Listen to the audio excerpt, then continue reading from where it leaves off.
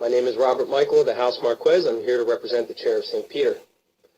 We are here to represent the people, to present the people of the City of Detroit. We are the primary trustees of the global estate, superior to the Roman Curia. We hereby establish the Superior Court on the land as open and in session, with living witnesses as my record. And as such, we will read the notice of eligibility objection. My right to free speech is infinite, and no one can take that from me but God. So it will not be prohibited, and I promise I won't take much of your time. The Chair of St. Peter is the principal and primary trustee of the Global Estate Trust, under whose jurisdiction the Roman Curia operates.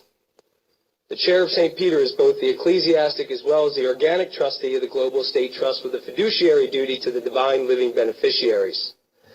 The City of Detroit, upper and lowercase, the City of Detroit, all uppercase, the United States Bankruptcy Court, and the United States Trustees, all uppercase, are legal fiction alien trustees who operate under the jurisdiction of the Roman Curia. The people of the City of Detroit, the true creditors in the matter at hand, have requested the Chair of St. Peter intervene on their behalf to officially object to the proceedings and to compel the return of the property to the principal for administration in original jurisdiction. The creditors in the bankruptcy, the City of Detroit, officially object to the eligibility of the City of Detroit as a debtor for the following. The 300-year-old City of Detroit is financially solvent, as the inhabitants thereof have the ability to pay via set-off all obligations when properly presented with a bill, as all accounts are prepaid.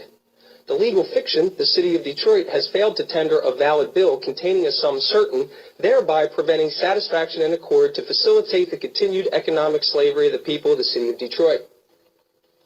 The bankruptcy petition is intentionally confusing, misleading, and failing to stipulate the specific meanings of the words used in the petition, while employing multiple and diabolically opposed meanings to the words in the body of the document, identifying the inhabitants as creditors and then debtors with a need to be protected from themselves in bankruptcy.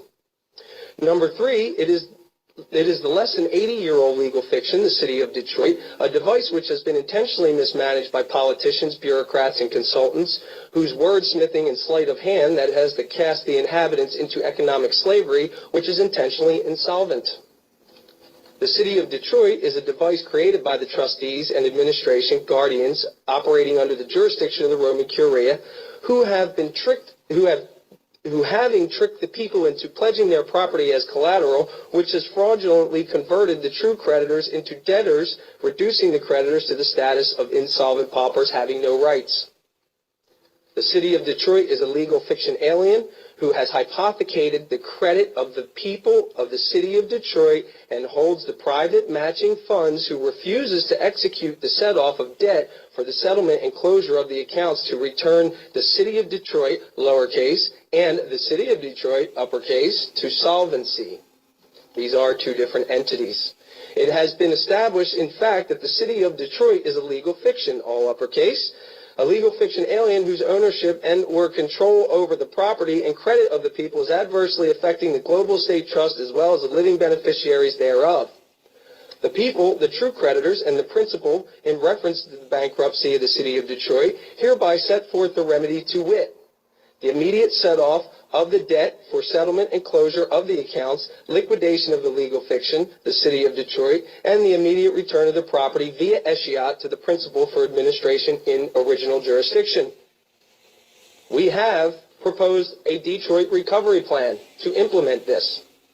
As we your time is up. I will give you another moment or so. It's going to be about 3, but I will wrap up as soon as possible.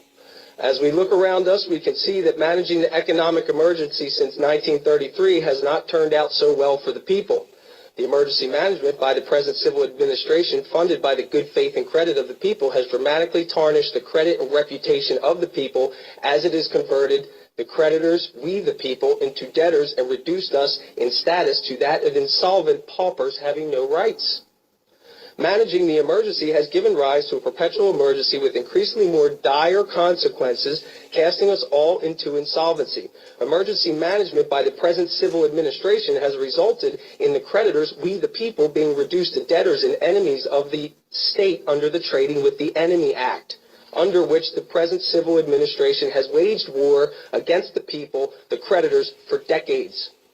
They have waged economic war against the people as well as a war against crime, war against drug, war against hunger and homelessness, and a war against terrorism, which has resulted in dramatically increased crime, increased illicit drug abuse, increased hunger and homelessness, and increased terrorism and war. Detroit is a clear example establishing the evidence that management of the economic emergency delivers to us an even greater emergency with which to manage, all at the expense of the people, the true creditors.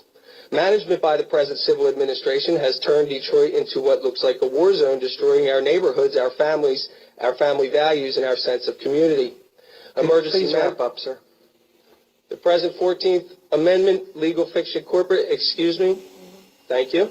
The present 14th Amendment legal fiction corporate, the city of Detroit shall immediately settle all accounts, zero the debt via set-off, and make whole all the creditors, making the return of the property to the principals and distribute the mezzanine funds to the living beneficiaries. The city of Detroit shall immediately cease the auction and or sale of property and assets of the people as well as all lotteries and immediately convey the property to the new administration.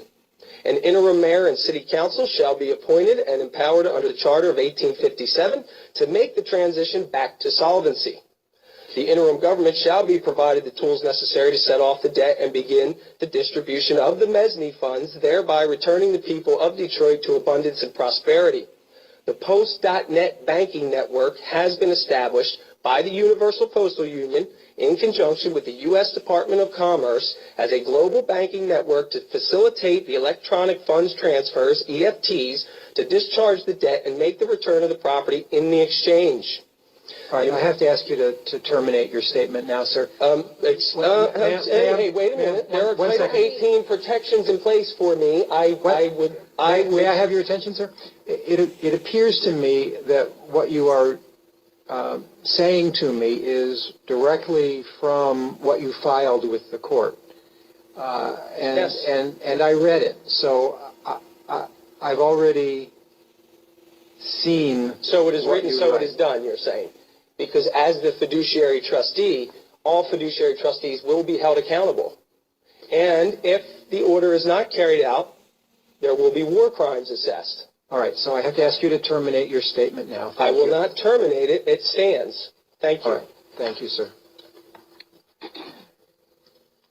Before we close our court session here today, I want to comment to everyone here that this was truly an extraordinary session of the court. It was an example of democracy at its very finest. The arguments and statements that you all took the time to articulate in writing and in court here today were moving, thoughtful, passionate, compelling, and well articulated. There were well-stated legal arguments, well-stated personal concerns, well-stated arguments about our political process. And I'm going to suggest, therefore, strongly suggest, that everyone who has a stake in the outcome of this case, most of whom, unfortunately, were not here today, should take the time to listen to the audio recording of this proceeding, this entire proceeding, as long as that takes.